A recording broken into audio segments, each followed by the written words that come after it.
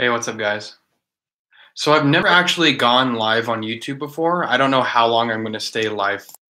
I don't know how long I'm going to stay live for. If it's anything like Facebook, the reach is going to be like really throttled. It's not really going to go anywhere. And plus, we only have 300 subscribers on YouTube. So what I'm going to do probably is a lot of you guys probably follow. I don't even know how my mic sounds right now. I don't know if it's coming from the computer or coming from here. So what I'm probably going to do is I'm going to see how many people come in this live stream right now. And then, what's up, Ellie? Burns, did you get a notification to come in here, or did you just like stumble? I doubt you stumbled across it. You probably got like a notification or something. But yeah, so what I'm going to do is I'm probably going to stay live for like maybe 3 to 4 minutes because like right now we only have 2 people live. So a notification, okay. Now, are you subscribed with the bell, like with the notification, or are you just subscribed? I'm just trying to get an idea of how YouTube Live works because I've never done this before. By the way, how does my audio sound? I don't know if it's probably coming from, what's up, Kaylee Shobajin? It's probably coming from my computer because, okay, the bell, because I haven't hooked up the mic yet. But anyway, so what I was saying is that when I go live on Facebook, like we have over 500,000 followers on Facebook, right? But for some reason, I get like maybe 15 live viewers, like, okay, test. I think it's coming from here actually, but maybe 15 live viewers. But when I see people go live on YouTube, like people have maybe 14K subscribers. I saw this guy go, he was 10K subscribers and he had like 100 people live on YouTube and it looked like really fun. So I was like, maybe I'll actually utilize YouTube Live a little bit more. And then I go live on Instagram, and Instagram's okay for going live, but the problem is like nobody really takes Instagram. I don't know. Maybe it's just because of like the people that follow it, but nobody really takes Instagram that seriously. Like every time I go on, there's just people making like poop jokes the entire time. Like I want to do a relatively serious Q&A session. Like, hey, let's what questions do you guys have about TSS and like where we're going? And someone's like, just like, what do you think about like what God thinks about the infantry? I'm like, I don't know. That's that's like half the questions I get, where it's like I'm kind of just playing on their satire and it gets super exhausting. It's just like a never ending meme. It's like I want to have like interesting comical dialogue with like the community, and Instagram doesn't really allow. Facebook does actually. Facebook is actually, I have more fun on Facebook Live than I do on Instagram. But because you also have to look at like the demographic of Instagram. It's like, especially like the Salty Soldier Instagram, it's the demographic is like teenager to like 24. And then whereas like Facebook is anywhere from like 18 to like 45, I think our biggest demographic goes. So yeah, we have 5 live viewers right now. I didn't post anything on the Snapchat. Who's from Snapchat here? So there's 4 people on here. I'm assuming that like probably at least 2 of you guys are from the Snapchat, if not all of you guys, because like Instagram and Snapchat are the 2 only places that I actually post the YouTube channel. And also I don't know if there's like a huge delay between me talking and you guys. So yeah, Snapchat, Ellie, okay, Josh is from Snapchat too. See, you know what I should do? It's Sunday. What time is it? It's 5 o'clock. By the way, thanks for joining me, guys. It's 5 o'clock on a Sunday. And what I'll do is I'll set a date. Let's say we'll do a live stream like once a week, every evening of like every Friday or Sunday or something. That way these things become more regular, because one thing that I'm doing during the week now is, okay, so just a little backstory. Now I'm going on a tangent, but whatever. Like, yeah, I have your guys' attention. I don't know how long you're going to stay here. I'm sure more people will pop in, but I might as well utilize the stream now that I have it. So TSS, right, over the last 2 years has been made mostly like memes. It hasn't been anything else but memes. But only in the last, when did we post that first video? Like a couple weeks ago. Man, this lighting is really bad right now. It's making me look like an old man. But only within the last couple of weeks we actually started doing like videos, and they actually got a really decent response rate on it. On our last, okay, so the first video we did, we got like, I know it's not that much, but it's a lot for me considering I never post on YouTube. We got like 52 likes and like 1 dislike, and we got like 600 views, which is awesome. We got like 100 new subscribers from just one video. I don't even remember where I was going with that, to be honest. Probably wasn't going anywhere in particular. But, the point being is that we're going to be utilizing YouTube more, and I want to make it more regular. I want to come here and do live streams with you guys. And like I said, I get throttled really hard on Facebook. I'm banned half the time. Snapchat has been I'm on my third strike on Snapchat. I don't know why I'm on my third strike on Snapchat, but I'm on my third. Like, I didn't even, the last report that I had against me, like the strike, because they call them strikes, right? Like, once you reach a certain level on Snapchat, your profile like changes. It turns into more of like a business profile, and then you get strikes. So I'm on my third strike on Snapchat, and I think if I get like one or two more, I think I'll be done on Snapchat. I don't know if they ban you for like 30 days. I don't know if they just delete your profile. There's a few other profiles like Chug for Vets, right? Where it's just mainly posting like pretty savage memes, but it's mostly just like softcore porn stuff. And he's been on there for months, and he's been reported like 10 to 15 times. And he's still on there. Whereas like there's other profiles who get reported once and they're done. So I don't understand Snapchat. I don't even think they understand their own reporting system, to be honest. But I digress. So the point is that we are going to be posting more on YouTube. We're going to be posting more on Instagram, stuff like that. I remember what I was saying before. So the Salty Soldier, right? It was mostly just memes for the last 2 or 3 years. But as time's going on, you can kind of see that we're moving more towards video content. And the reason why is because there's a few reasons. One is that Facebook and Instagram are very, very friendly to video content. So if you post a meme, you'll get decent reach and stuff like that, like whatever. And then if you post a product, you'll get no reach. You have to pay for ads. And I understand, like Facebook is essentially a business, but videos, they show so much mercy on videos, so much mercy. Even if it's a product video, right? You'll get really far. So if you look at like these other influencers who are using video, like John Burke, Vet TV, Combat Veteran, like Yusha, like they're utilizing video and their reach is just boom, like they took off, right? Everybody knows them. So my mentality was like, I'm tired of sitting there making memes every single day. Like, don't get me wrong, I love a good fucking meme, but just fathom how many memes I've made in the past few years, like literally thousands of memes. I deleted my, so I had an old phone, an Android, right, that I just switched off. I had 3,000 memes that I created myself. And this is over a span of years, but 3,000 memes where I'm just sitting there sometimes at night, like I gotta post something. Like, let me think of a meme. And I've been in the army, out of the army for so long now, over 3 years, that it's getting harder and harder to think of memes to create, content to create. Like it's so.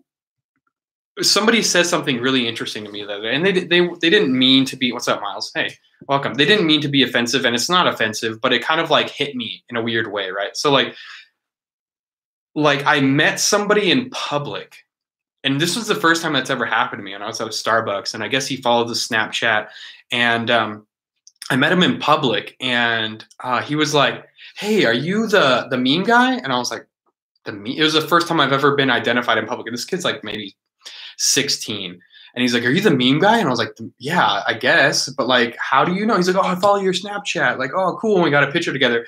It was really humbling, honestly, but it was also very eye-opening because I realized that I was my personality, my persona was being enveloped within memes. Like it was so heavily intertwined that people look at me like, the meme guy, like the meme guy. It's like I don't want to be identified as the meme guy.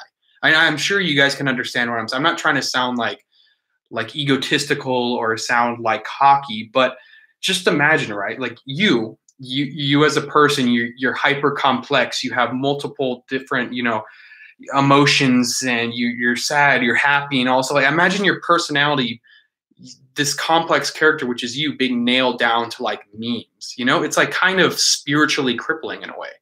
So like when he said that, I was like stunned. First of all, I was stunned because he identified me in public, and I was like, wow, this is like crazy. This is real now.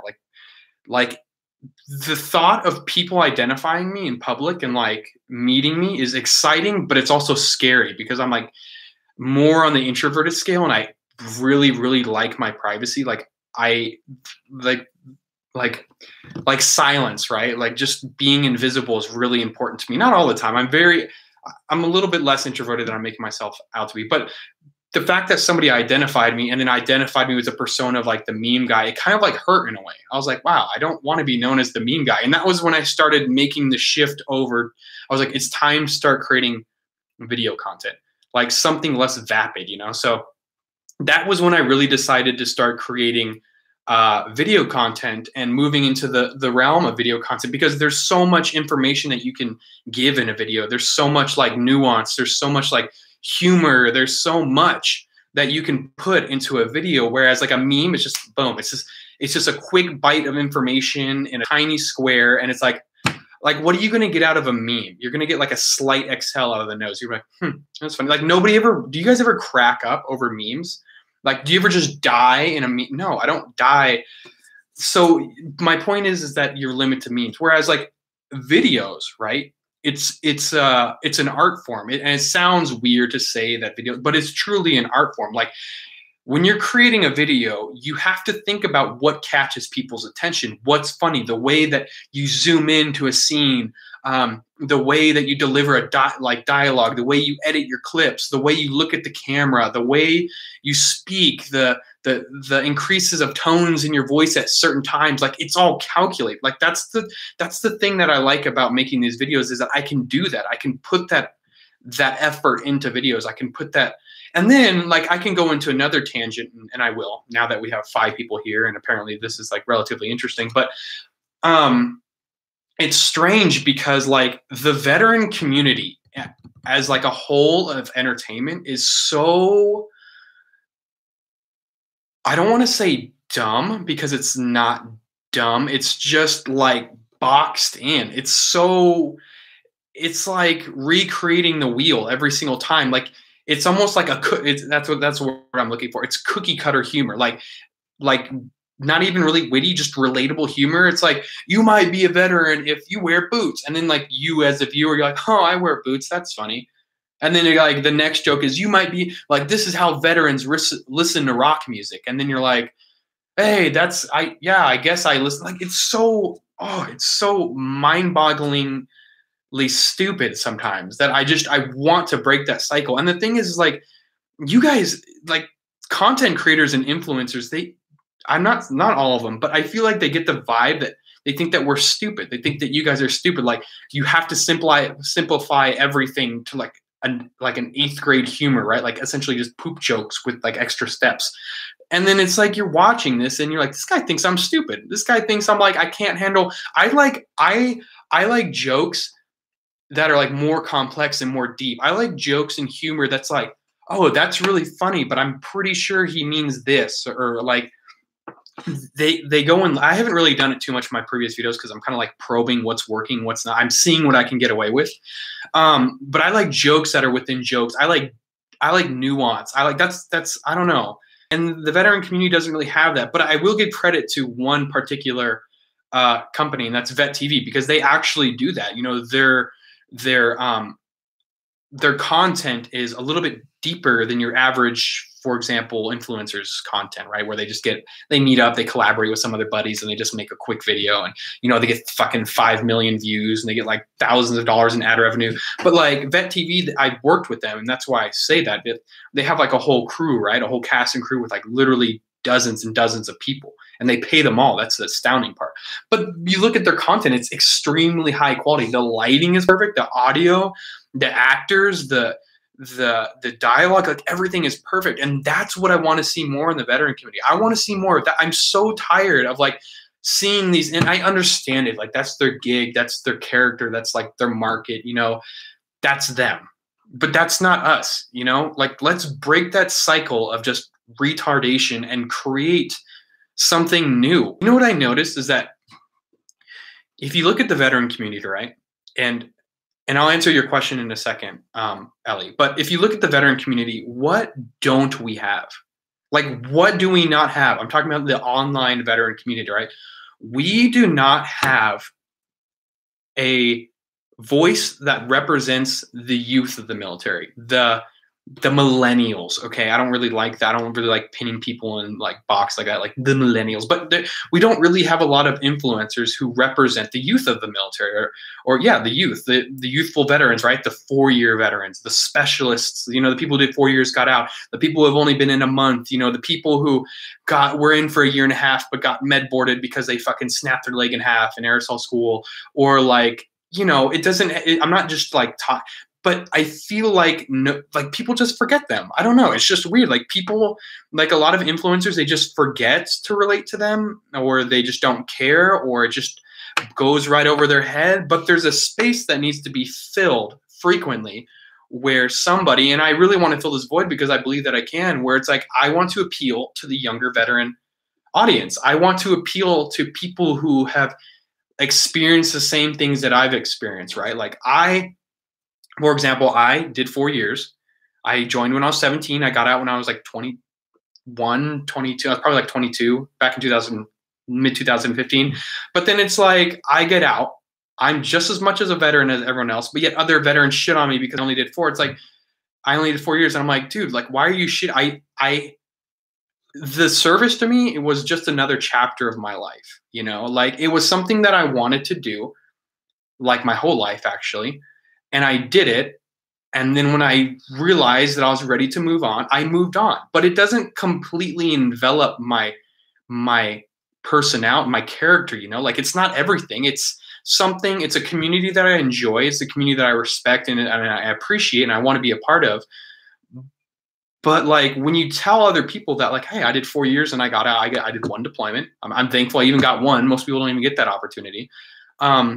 But you're just disregarded. You're less of a veteran. Like, why does everything have to be a dick measuring contest? You see what I'm saying? Like, I don't know. There's a lot of things that bother me about the veteran community, and there's a lot of things that I want to call out, and I will call out through humor. I'm not going to be like the ranter. Like, I don't want to be the guy in the car ranting.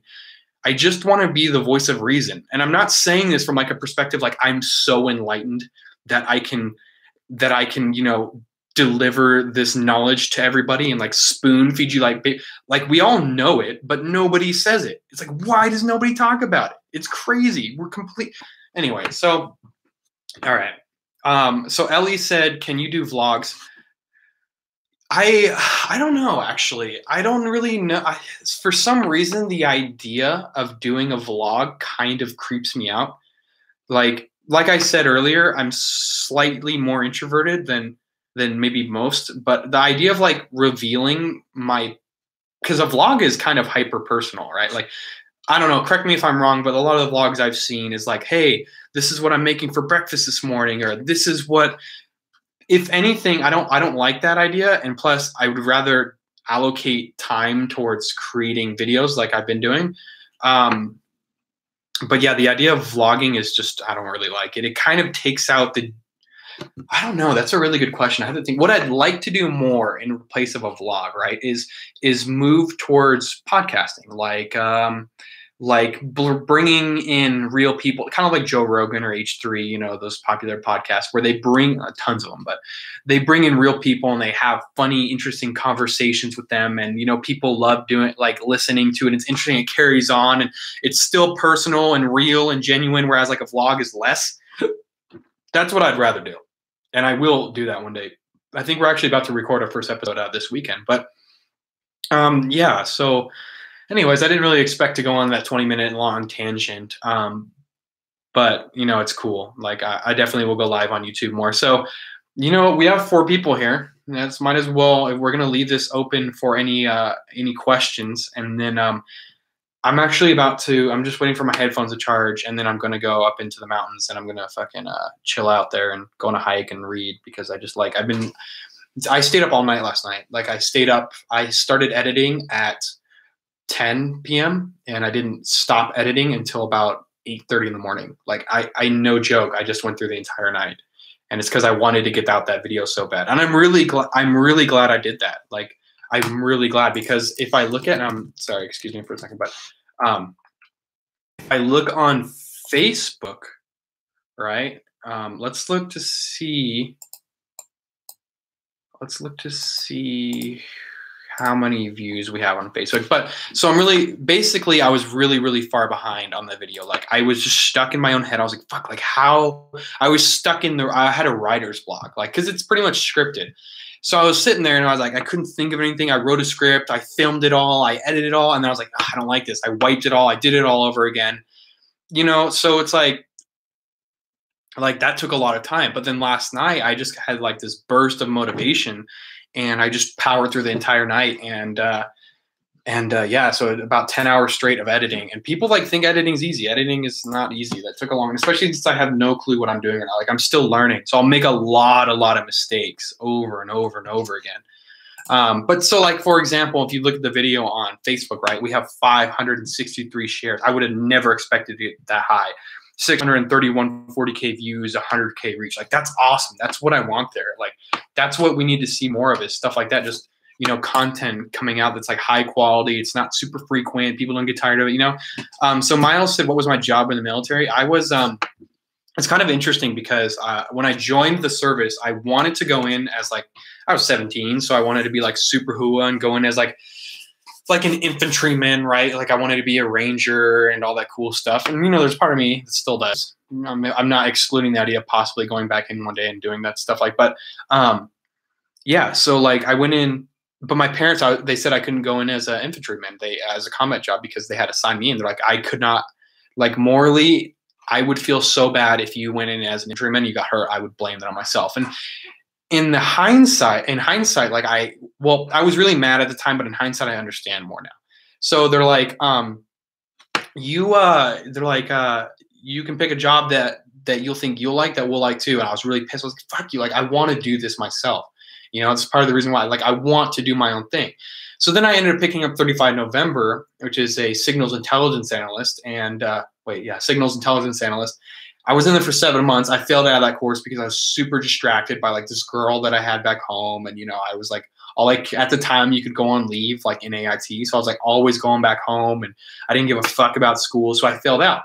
But then I reclassed to 35 Golf, which is a geospatial imagery analyst. And I genuinely love that job. Like I still would really like to do that job one day.